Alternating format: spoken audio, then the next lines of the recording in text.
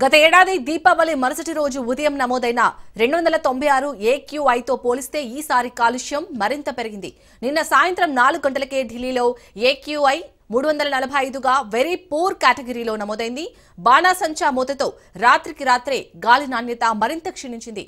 Right ఇదే అంశానికి సంబంధించి పూర్తి డీటెయిల్స్ మా ప్రతినిధి మధు అందిస్తారు. మధు, ఢిల్లీలో ఉన్న ప్రజలకు ఎలాంటి సూచనలు చేస్తున్నారు అక్కడ ప్రభుత్వం?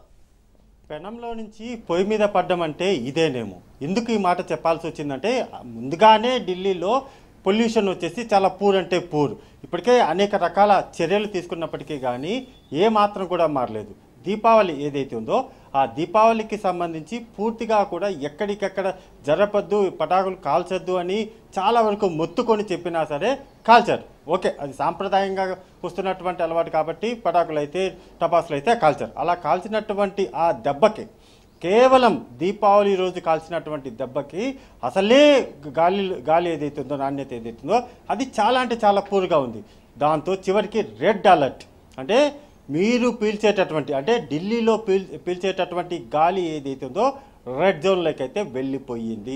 ఏ మాత్రం కూడా శ్వాస తీసుకోవడానికి పనికిరానటువంటి ఎయిర్ ఏదైతే ఉంటుందో ఆ ఎయిర్ని అయితే ప్రస్తుతం ఢిల్లీలో ఉన్నటువంటి ప్రజలు పీల్చుకునే పరిస్థితి ఏర్పడింది. మరి ఎలా, దీనికి సొల్యూషన్ ఎలా అంటే క్వశ్చన్ మార్క్. ఎవరు ఎటువంటి సమాధానం చెప్పేటటువంటి అవకాశం లేదు. సో ఈ నేపథ్యంలోనే చర్యలు అయితే మొదలుపెట్టారు. ప్రతి ఒక్కరు కూడా మాస్క్ ధరించుకొని వెళ్లాల్సినటువంటి పరిస్థితి. చాలామంది కూడా ఇక్కడ అన్ని రాష్ట్రాల నుంచి, భారతదేశంలో ఉన్నటువంటి అన్ని రాష్ట్రాల నుంచి కూడా ఢిల్లీకి వెళ్తూ ఉంటారు, అక్కడి నుంచి వస్తూ ఉంటారు. ఇక పైన ఎవరైనా వెళ్ళాలని కొన్ని రోజులు ఆగి వెళ్ళడం ఉత్తమం.